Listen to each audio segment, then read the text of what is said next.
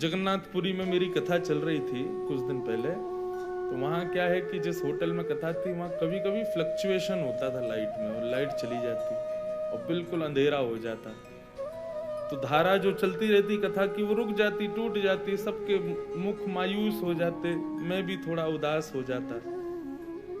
हमने कहा ऐसे काम चलेगा नहीं, यहाँ तो रोज जा रही है लाइट, इसमें कुछ सकारात्मक भाव ढूंढ के लाओ। तो मीराबाई का भाव याद आया। मीराबाई कैसी थी? किसी श्याम वर्ण के व्यक्ति को देख करके सब लोग कहते तुम तो काले हो, बताओ ठाकुर जी ने तुमको कैसा बनाया। अच्छा बोले ना भी तो मनी मन में तो विचार करते हैं, देखो कितना काला है, कैसा इसका रंग है, इसका रूप कैसा। लोग बाग कृष्ण स्वरूप व्यक्ति का भले ही प्रत्यक्ष मजाक ना उड़ामे, लेकिन अप्रत्यक्ष भाव से तो मन में सोच ही लेते हैं, बताओ उसका वर्ण कैसा। परंतु मीराबाई जब किसी कृष्ण व्यक्ति को देखती ना, काले व्यक्ति को, रोने लगती। वो पास आके पूछता आप रो क्यों रही हो? बोले तुम्हारे रूप को देख कर। बोले सब परिहास करते हैं, आप रो रही हो क्यों? दया आ रही है मेरे ऊपर? बोले नहीं, दया नहीं आ रही, मुझे लग रहा है कृष्ण सबको किसी ना किसी भाव से स्वीकार करते हैं, तुमको वर्ण के भाव से स्वीकार किया, तुमको अपना वर्ण दिया। मैं कितनी अभागी हूं कि मुझे अपना वर्ण तक नहीं दिया, मुझे गौर बनाया। तुम कितने सौभाग्यशाली हो, कृष्ण ने आपको अपना वर्ण दिया। आप कृष्ण वर्ण के हो, आप काले हो, किसी रूप में ही सही आपको कृष्ण स्वीकार तो कर रहे हैं। तो वहां जगन्नाथपुरी में हमने कहा, मैंने कि भाई ये जब कथा में लाइट जावे और अंधेरा हो जाए तो समझो जगन्नाथ जी आ गए कथा में, क्योंकि सब काले हो जाते हैं। और फिर यही हुआ जो अभी हुआ ना, जैसे ही लाइट जाती पूरी जनता सब ताली बजाती, आ गए आ गए आ गए, जगन्नाथ जी आ गए। और फिर पता है इतना सुंदर उसका भाव बन गया, जब भी कोई मधुर कथा चल रही होती, पहले लाइट जाने पर बेरस हो जाता था, लेकिन अब कोई मधुर कथा चल रही, मैं भी भाव में, श्रोता भी भाव में, और फिर लाइट गई तो और भाव तेज हो जाता कि श्री जगन्नाथ जी आ गए। आज्ञा गुरुणाम अविचारणीयाम, गुरु की आज्ञा पर कभी विचार मत करो। एक बात हमने समझी, जानी, भक्त चरित्र सुनकर के, कह करके, देख करके अनुभव में आई, संसार विचार का विषय है, भक्ति में विचार नहीं करना चाहिए। भक्ति हमारी न्यूनतम तब होने लग जाती है, सूक्ष्म तब होने लग जाती है, भक्ति में बाधाएं तब उत्पन्न होने लग जाती हैं। भक्ति में बाधा क्या है? भक्ति में बाधा, सेवा में बाधा भक्ति बाधा है, ठाकुर जी के नाम संकीर्तन में बाधा भक्ति बाधा है, ठाकुर जी के प्रसाद पधराने में कोई बाधा भक्ति बाधा है, कथा में आकर के मन ना लगना ये भक्ति बाधाएं हैं। ये सब बाधाएं हैं, जहां भगवत संबंधी कार्य हम पूर्ण ना कर पाए वो बाधा है भक्ति में। और भक्ति बाधा आती कब? जब व्यक्ति विचार करने लगता है, ये करें कि नहीं करें। वृंदावन गए पोशाक लेने, वो तो 200 की दे रहे हैं, ये 450 लगा रहे हैं। आपने पोशाक में भी विचार कर लिया, जो भाग गया ठाकुर जी के लिए, फिर उसमें विचार मत करो, वो विचार का विषय है ही नहीं। माफ कीजिएगा, मूल्य ज्यादा कम ये होना, ये एक पदार्थ को दर्शाता है। भक्ति में मूल्य ज्यादा कम थोड़ी होता है। अष्ट सखाओं में एक सखा हुए कृष्णदास। कृष्णदास जी का स्वभाव ऐसा था कि उनके नेत्रों को जो भा जाए तो वो ये नहीं सोचते थे कि ये मुझे भाया है, वो सोचते थे मेरे लाल जी को भा गया है। उनके कानों को कुछ भा जाए स्वर, वो ये नहीं विचार करते थे कि कितना अच्छा है, मुझे बहुत अच्छा लगा, नहीं, मेरे ठाकुर जी को भाया है। हर स्थिति में अपने ठाकुर जी की इच्छा को प्रधानता देते थे। तो ग्रीष्म ऋतु का समय, गर्मी का समय, मन में भाव आया, कृष्णदास जी पौड़े हुए थे लेटे लेटे, तभी गर्मी लगी तो थोड़ा किसी वस्तु से पंखा कर रहे थे, गले में थोड़ी गर्मी लगी तो जलपान किया। उसके बाद विचार किया कोई ऐसा फल खाया जाए जिससे थोड़ी गर्मी शांत हो। तो मन में विचार आया, बोले जरूर ठाकुर जी को गर्मी लग रही है, इसीलिए मुझे गर्मी लग रही है। निकल गए महाराज बाजार में लेने के लिए खरबूज।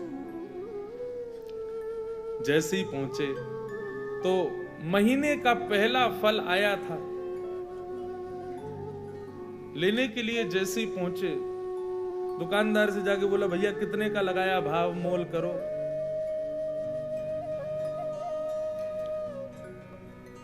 दुकानदार ने जो भी भाव था उसका 1 रुपया 2 रुपया बताया, बोले इतने का है, लो। यहाँ कृष्णदास जी खरीदने लगे, इतने में ही राजा के सैनिक आ गए। सैनिकों ने आकर कहा, बोले नहीं, महीने का पहला फल है, पहले राजा की सेवा में जाएगा, बाद में किसी मंदिर मठ में जाएगा। कृष्णदास जी बोले यहाँ तो हमारे लाल जी की नाक कट जाएगी अगर ये फल राजा के यहाँ गया तो। महीने का पहला फल है, ठाकुर जी की सेवा में जाना चाहिए। अब इनको प्रवचन क्या सुनाऊं मैं? ये राजा के यहाँ रहने वाले लोग, इनमें बुद्धि विवेक तो होता नहीं है, केवल तनख्वाह के लिए राजा की जय जयकार करते हैं। हमारे यहाँ तनख्वाह थोड़ी देते हैं ठाकुर जी, हम तो फिर भी जय जयकार करते हैं। ये राजा के लोग, इसको क्या समझाऊं मैं? कृष्णदास जी उनको समझाते तो बात बिगड़ जाती। कृष्णदास जी ने बोला भैया देखो, पहले हम आए तो हमको देना चाहिए। दुकानदार बोला पहले आप आए हो, लेकिन अगर इनको नहीं दिया तो ये दंड दे सकते हैं मुझे, राजा के लोग हैं, मैं तो इन्हीं को दूंगा। कृष्णदास जी बोले अगर हम तुमको दुगना रुपया दें तो, 1-2 रुपए की चीज की अगर हम 5 रुपए दें तो भी नहीं दोगे? तो उसका मन थोड़ा लोभ में आ गया। उसने कहा भैया देखो, आप भले ही राजा के यहाँ से, लेकिन राजा सबका भला चाहता है ना, अगर इनकी वजह से मेरे घर की रोटी बढ़िया आ जाए तो फिर मैं इन्हीं को दे देता हूँ, ये 4 रुपया दे रहे हैं। राजा के सैनिकों ने कहा हम पे कोई कमी है क्या, हम 10 रुपया देंगे, लाओ अब हमको दो। 10 रुपया बोला तो कृष्णदास जी बोले हम 15 रुपया देंगे। अच्छा एक और बात बताऊं, जेब में लाए 2 ही रुपया थे कृष्णदास जी लेकिन भक्ति में विचार नहीं करना होता ना, यही तो हम सिखा रहे हैं आपको। लाए 2 ही रुपया थे, लेकिन बातें देखो। सैनिक बोले भाई राजा की नाक कटेगी, सुनो 20 रुपया देंगे, फल हमको दो। कृष्णदास जी बोले 25 देंगे, बिना विचार किए हमको दो। करते करते करते महाराज मोल पहुंच गया 90 रुपए पे। कृष्णदास जी सीधे बोले हम 100 रुपया देंगे, अब तो हमको देना ही पड़ेगा। फल वाला सोच रहा है ये जल्दी ले में, और मैं यहाँ से जाऊं, मेरी तो छुट्टी, अब तो 1 आध साल अगर दुकान नहीं भी लगाऊंगा तो चलेगा, 100 रुपया मिल रहे हैं, उस समय बहुत होते थे। जब 100 रुपए पर अंक पहुंच गया कृष्णदास जी का, सैनिकों ने बोला कि भाई देखो, हम भले ही मोल भाव तो लगा रहे हैं, अपने राजा की नाक बचाने के लिए रुपया बढ़ाते तो चले गए, लेकिन अगर राजा ने पूछा कि फल कितने का आया और हमने कहा 100 रुपए का, तो राजा तलवार निकाल के सर धर से अलग कर देगा। बोले राज संपत्ति को तुम कुछ सोच ही नहीं रहे हो कि 100 रुपए का फल लाए हो। अंत में राजा के सैनिकों ने हाथ खड़े किए, बोले इन्हीं को दे दो, हमको नहीं चाहिए। दुकानदार बोला लाओ 100 रुपया। कृष्णदास जी बोले देख भाई, तू मोल निकाल के, तू ये फल निकाल के रख दे, बस हम लेके आ रहे हैं, चाहे कैसे भी लाएं लेके आएंगे, लेकिन इसको रख दे। तुरंत गए, ना जाने क्या क्या वस्तुएं सब लगा करके बेच करके 100 रुपए का फल लेकर के गए। ले जा करके जैसे ही रसोई घर में पधराया। अच्छा हमारे यहाँ वृंदावन में बंधुओं आज भी एक नियम है, बहुत सावधानी से सुनना। ठाकुर जी के 12-1 बजे मंदिर बंद हो जाते हैं। हम लोगों को ऐसी विचारधारा है कि ठाकुर जी शयन कर रहे हैं, लेकिन नहीं। ये वृंदावन में दोपहर में मंदिर बंद होने का रहस्य शयन करना। ठाकुर जी शयन में नहीं जाते, हमारी आपकी तरह नहीं रोटी खा के पड़ गए। ठाकुर जी गौचारण के लिए जाते हैं उस समय। तो कभी भी आज के बाद वृंदावन में ये हो कि भाई 12 बज गए 1 बजे, तो किसी से ये नहीं कहना ठाकुर जी शयन कर गए। कई लोगों को मैंने देखा 1 बजे मंदिर पर, अब तो बिहारी जी के शयन हो गए। नहीं, शयन रात्रि में होता है। दोपहर में तो ठाकुर जी वनचारण के लिए जाते हैं, वन में गए, गौचारण करने गए। और उसका प्रत्यक्ष प्रमाण ये है कि जब ठाकुर जी का उत्थापन होता है 4 बजे के आसपास मंदिर खुलते हैं, तब ठाकुर जी का फलों का भोग लगाया जाता है। क्यों? इस भाव से कि ठाकुर जी वन में हैं और भिलनियां भोग लगा रही हैं। वन में कोई पके हुए पदार्थ तो मिलेंगे नहीं, तो इसलिए फल का भोग लगाते हैं। तो आज के बाद कभी भी दोपहर में ठाकुर जी का जब मंदिर बंद हो, तो उस समय भाव क्या है कि ठाकुर जी इस समय वन चारण में, यमुना के तट पर घूमने गए, बांडीर वन गए, गैया चरावे नंद बाबा की। इसीलिए कई जगह आपने देखा, देखो सेवा के भी बड़े भाव हैं। श्रीनाथ जी की सेवा, हम छोटे ठाकुर जी की सेवा करते हैं श्रीनाथ जी की। श्रीनाथ जी की सेवा में गैया और ये बछिया, ठाकुर जी के खिलौने, ये पूरे दिन ठाकुर जी के सामने नहीं रखते। ये केवल तब रखते हैं जब ठाकुर जी का राजभोग हो जाता है। नियम है ब्रज में कि ठाकुर जी के आगे गैया, ठाकुर जी के आगे खिलौने, ठाकुर जी की लकुट वगैरह, ये सब राजभोग के बाद दराई जाती है। क्यों? कि अब ठाकुर जी तैयार हो गए वन में जाने के लिए। आज भी नियम से सेवा वैसी चलती है, पूरे दिन गैया आदि नहीं रखते ठाकुर जी के आगे। और फिर हर मंदिर की व्यवस्थाएं अलग हैं। राधा रमन जी की अलग है, राधा वल्लभ जी की अलग है, बिहारी जी की अलग है, श्रीनाथ जी की अलग है, गोविंद देव जी की अलग है। पर सब जगह भाव यही है कि दोपहर में ठाकुर जी गौचारण के लिए जाते हैं।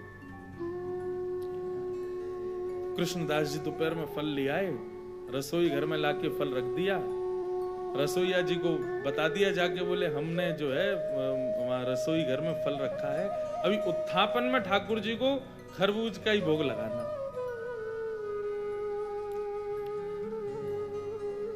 कृष्णदास जी बड़े प्रसन्न थे कि भैया महीने का पहला फल ठाकुर जी की सेवा में आएगा, ठाकुर जी पाएंगे, आनंदित हो जाएंगे। रसोईया स्नान ध्यान करके जैसे ही रसोई घर में गए, पूरी रसोई खोज ली, लेकिन महाराज फल नहीं मिला, कोई ले गया उसको वहां से। बाहर आके कृष्णदास जी से कहा, बोले कि कृष्णदास जी अंदर तो फल है ही नहीं। बोले अरे मैंने वहीं रखा है। बोले मैंने देख लिया, कहीं भी नहीं है, सब जगह खोज लिया महाराज, फल तो कहीं चला गया, उसको कोई और ले गया। कृष्णदास जी बड़े व्याकुल हो गए। बोले एक तो मैं अपने लाला की नाक बचावे के काजे राजा के सिपाहियन से लड़ झगड़ के लायो, 2 रुपया के फल को 100 रुपया को लेके आयो, कितनी वस्तु बेच के आ गए हो। इस बात का दुख नहीं कि इतना महंगा लाया, इस बात का दुख नहीं कि इतना लड़के लाया, इस बात का दुख कि ठाकुर जी उसको पा ना पाए, कोई और ले गया। बड़े दुखित बैठे थे मंदिर के अंदर। उत्थापन का समय, अन्य फलों का भोग ठाकुर जी को लगा दिया, लेकिन कृष्णदास जी का मन बड़ा विचलित। पुजारी जी आए, बोले कोई बात नहीं, अब हमने अन्य फलों का भोग लगा दिया है, अब फिर कभी कृष्णदास जी, अब कृष्णदास जी किस किस को बताएं। अच्छा एक और बात बंधुओं, जो बात बात पे ये बताए ना, मैं तो ये करके लाया था, मैं तो इतनी मेहनत से लाया था, समझो उसको इस बात से चिंता नहीं कि ठाकुर जी ने धारण नहीं की, उसको इस बात की चिंता कि मैंने मेहनत की थी। कृष्णदास जी को ये चिंता ही नहीं थी कि मैंने कितना श्रम किया, उनको ये चिंता थी ठाकुर जी ने पाया नहीं। रोते रहे, सब समझाते रहे कृष्णदास जी को। उत्थापन का भोग जब अनोसर हुआ और पुजारी जी ने बाहर आकर के जैसे ही कपाट खोलने की घोषणा की, सब दर्शनार्थी खड़े हो गए। कृष्णदास जी के भी नेत्र लाल पड़े थे। जैसे ही कपाट खुले तो क्या पाया, ठाकुर जी के उर्ध बाहु के ऊपर वही फल रखा जाता जो कृष्णदास जी लेकर के आए थे। रसोईया लाता उससे पहले ठाकुर जी रसोई घर में जाके ले आए उस फल को और अपनी भुजा में ला करके धारण कर लिया। जैसे ये दृश्य कृष्णदास जी ने देखा, मूर्छित हो गए, भाव में प्रवेश कर गए और ठाकुर जी के बार बार बलैया लेने लगे। जय हो नाथ, साचो प्रियतम आप ही हो, बिन गोपाल को नहीं अपनो, जासों कीरत रहिए।